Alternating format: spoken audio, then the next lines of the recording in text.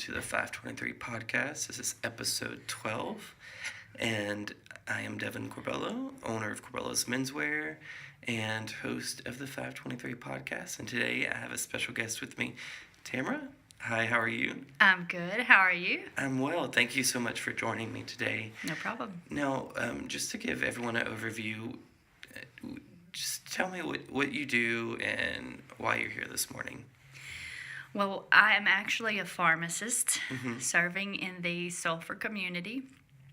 But why I'm here today is I have an autistic son, and I started a support group for parents, caregivers, and other moms with special needs kids, just to give them support and love, and also to help myself try to understand what I was going through.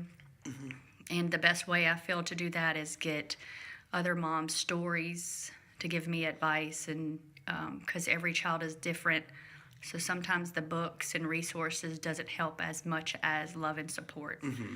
So I'm here just to promote our support group, to tell other moms about it, and also about our walk we have this Saturday at 10 in Vinton, a special needs awareness walk that we do every year. That's great. So, as you can see, this is the second autism theme guest I've had on the podcast. This month, it's Autism Awareness Month for April, and that's awesome that you started the support group, because there's really nothing like someone you can go and talk to in person. You know, someone that has been there and that can give you advice. It's nothing like, you can read all about it, but it's never meaningful until someone else that you know and you trust is going through the same thing. So how long have you had this group going? My son was diagnosed in 2015, and it was right after that, when I received the diagnosis in August, that I've talked to another friend about what I needed to do. I didn't know much about it. Nobody in my family has autism. Nobody had any dealings with it. So I really didn't know what to do. And she said, you just really need to start a support group. So we had talked about it some more, and I found 5 other moms to start the support group with me. They mainly just told me about their kids, and so I decided to open it up, not just autism, but all special needs, because I realized every mom that was dealing with special needs had the same issues that I had. Right. Just, wanting to know what to do. And mainly just needed the support, not necessarily doing something about it per se, but just having the support that I was doing the right thing. That's awesome. And what is the name of the support group?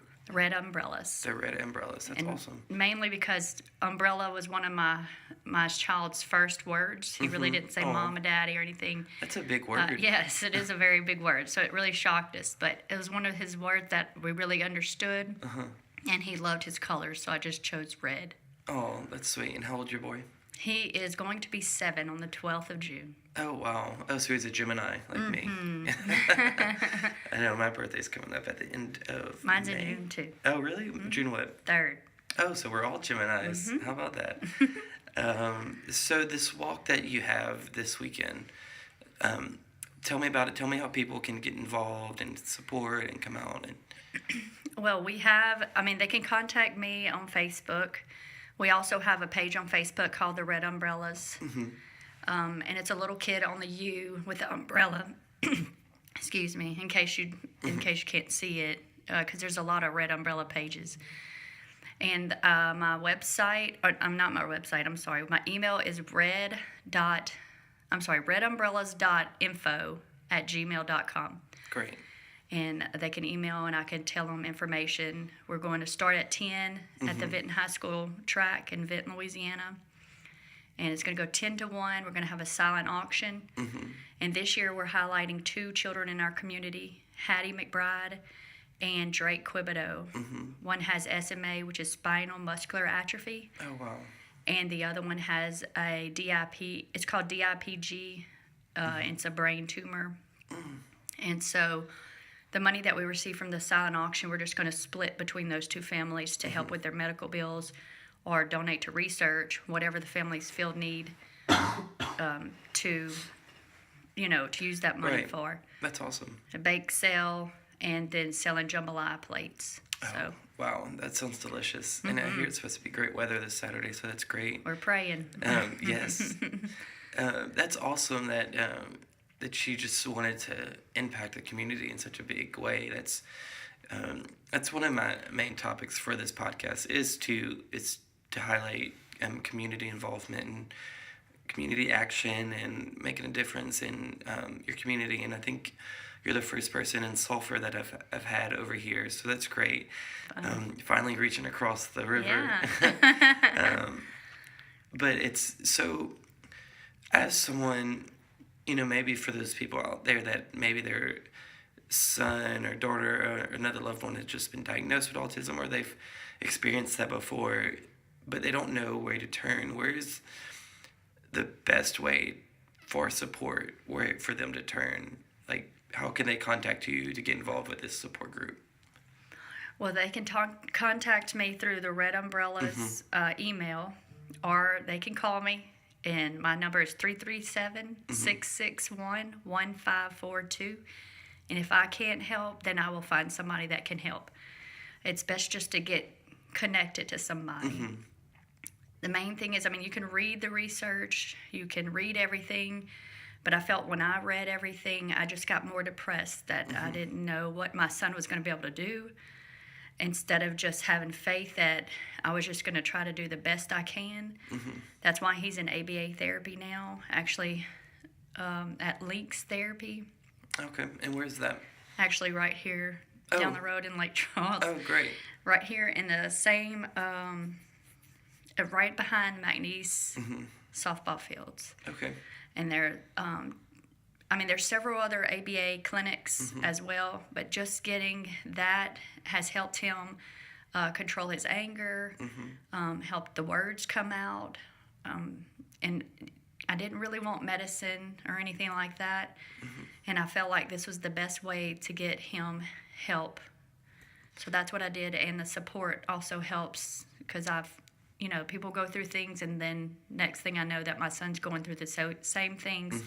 So I was able to prepare myself for what he was going to go through. Now, do y'all have monthly meetings, and where are the meetings located? Or We do try to do, in the month of April, we try to do every week because we always have that walk coming up. But we try to do it every month. And I have one set up in Lake Charles because obviously the bridge. With the traffic, the bridge issue, there's a problem there. And since my son is already over here for therapy, I try to do one here in Lake Charles. And those are sometimes twice a month because I'm over here a lot.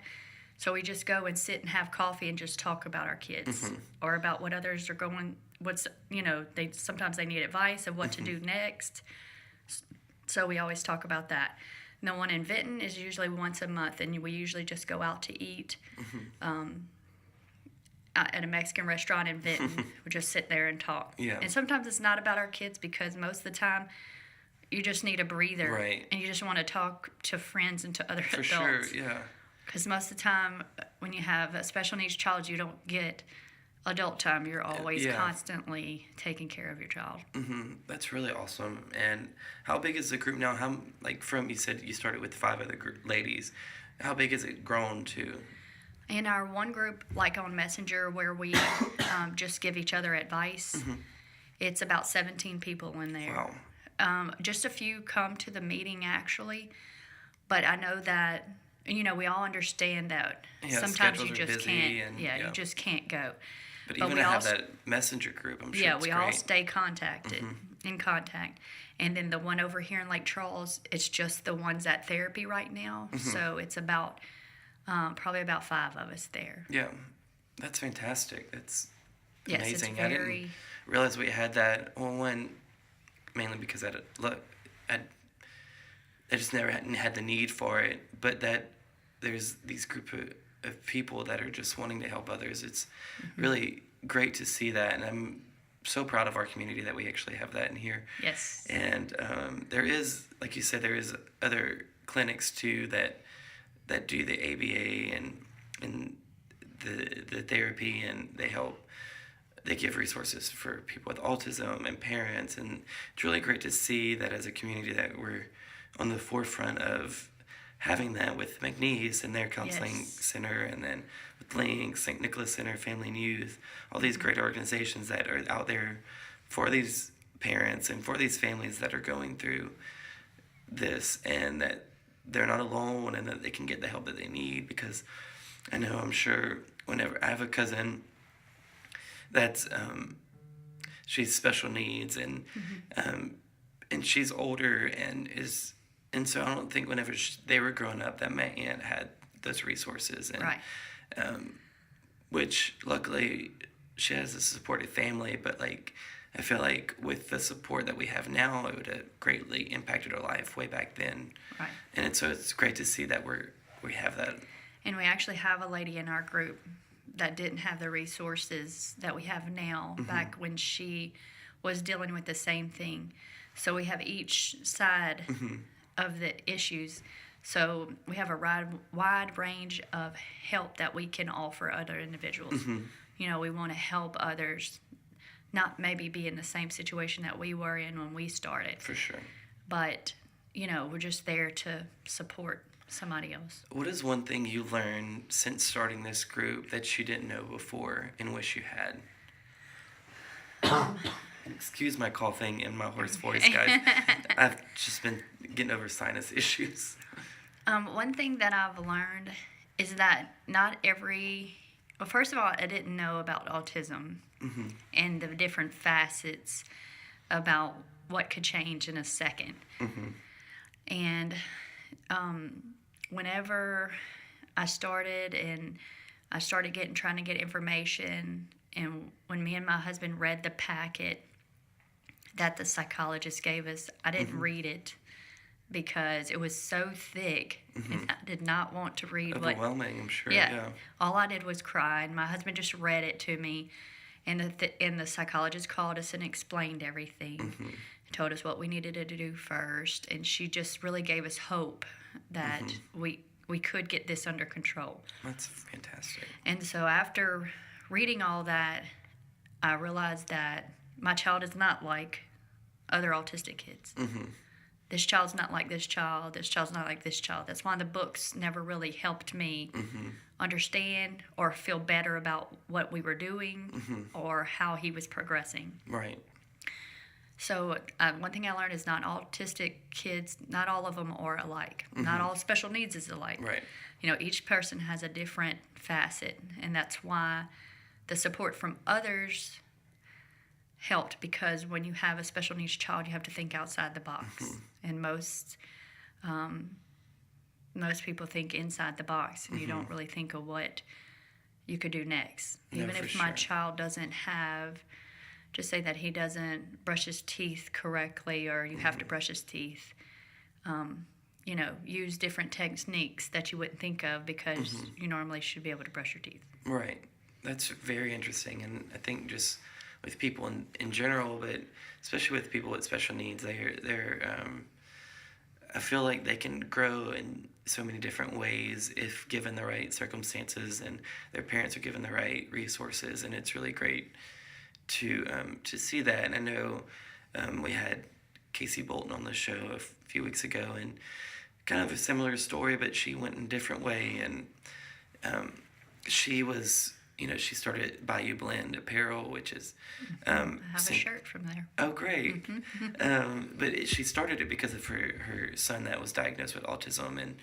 And so it's really great, and it helped her child in that way, and it helped other families dealing with that in that way. And you're helping in a different way with support and advice. And you also have a podcast too now, right? Correct. So you started it with Chris. Tell us about the podcast. Well, I really wanted to just get the word out about the walk this year, because I haven't really been able to get on certain platforms to spread the word, mainly because I'm working 24/7. You're full-time. Yes, You have a full-time artist. job and a Correct. mom. Yes.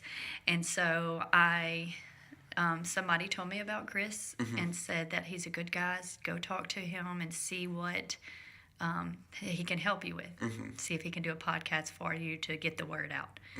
So I come over here and he convinced me to tell my story. He is very good at convincing people to do podcasts. Yes. And so that is way out my comfort zone, but I do it for my child. Yeah. So I decided to say, okay, that I would do that. So the first one was very excruciating pain for me because I had to talk about my story. Right.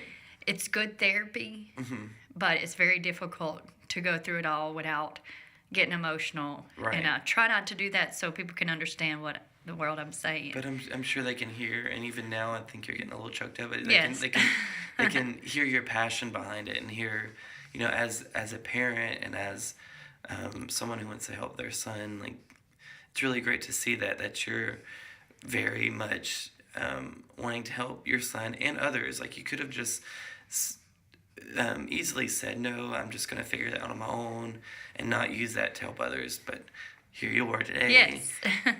4 years later, that this support group has grown, and I'm sure you have grown and your family has grown because Very of much that. so. And it's really great that you're out there. And sometimes it takes getting out of your comfort zone to Right. find out more about yourself that you never knew. So And when I did share my story the first time on the podcast, and I missed last week, but we've had so far 4 podcasts. I did publish one again today. And when I started and I shared my story, I really didn't think anybody was going to listen to it because, first of all, I don't really know much about podcasts because I've never had the opportunity to just sit and listen to something. And after the first podcast was published, there were several people that texted me and said, thank you for sharing your story. It really That's helped amazing. me to know that I'm not alone. You're a good friend, several encouraging words. So I feel like if I just helped one person, that I did my job. that's amazing. So hopefully with sharing other people's stories as well throughout the podcast, that other people not feel alone and be able to feel like there's somebody else out there going through the same thing. Yeah, that's great. And so,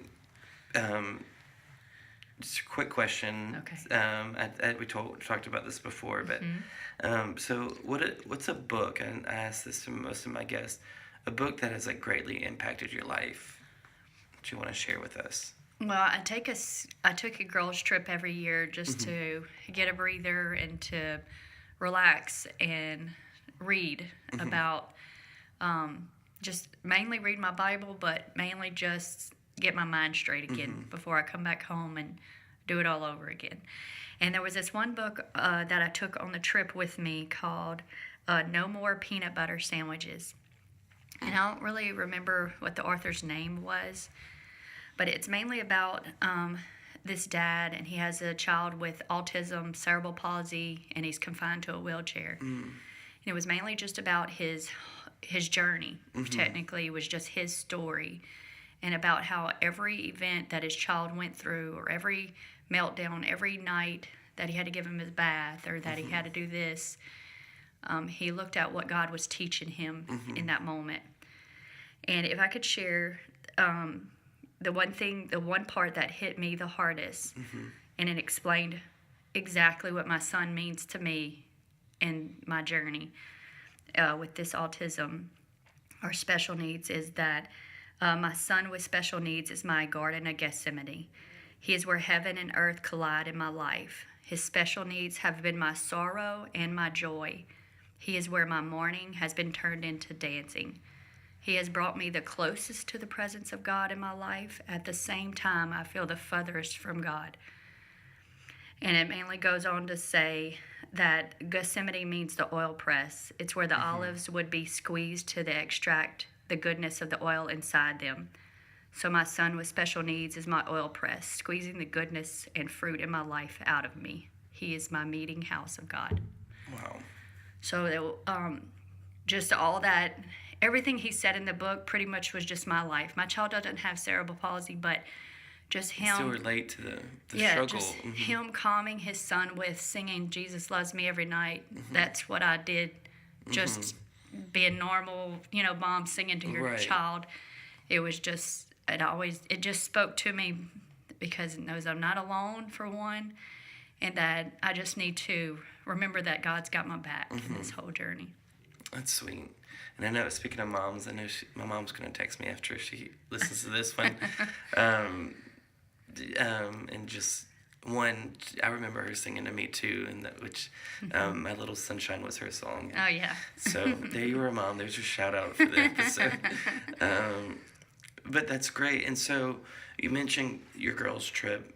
How important is that for parents to have that break? And I know some may feel guilty because they're leaving their kid, but it's normal and it's good for both of y'all, I'm sure, right? Yes. It's good for you to just get your mind clear. Sometimes, and that's another reason why the support group, come in, even if it's 30 minutes, you're coming to talk to other moms or whoever, just have a break time to get alone by yourself or to get alone with God, whatever, just to sit and be quiet. That's why you can get your mind all straight and you clear your mind and you go right back. I don't think you should feel guilty because we all need time by ourselves. For sure. Otherwise, you just keep going and going and going and you don't get rest. It's just going to build up and then you're going to have a breakdown yourself. Yeah. I've been there, done that. For sure. I missed one trip one time, and that it starts to build up, and you really need that time by yourself. And I appreciate my husband for allowing me to do that. Yeah, for sure. I mean, because you're not working at full capacity if you're stressed, if you're Correct. overwhelmed, and you don't have that break, and so you can't help your children. And so I bet that is important. Now, do you have any other children besides No, your son? So just the only just son. one.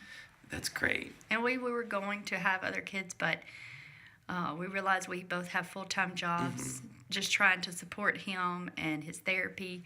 We had to take on a different insurance just to pay for his therapy. For sure.